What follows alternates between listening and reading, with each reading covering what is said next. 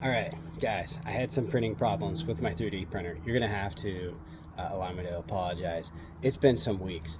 I had to replace all sorts of sensors. I had to replace the hot end. It was a wreck, and it's still not perfect, but I got a decent print. And it's good enough for mock-up at least. See right here, here is our LSX low mount alternator bracket, 100% 3D printed.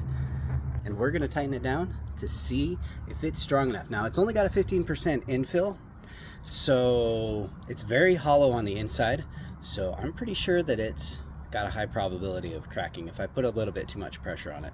But we're going to torque it down and see how much pressure it's actually going to hold.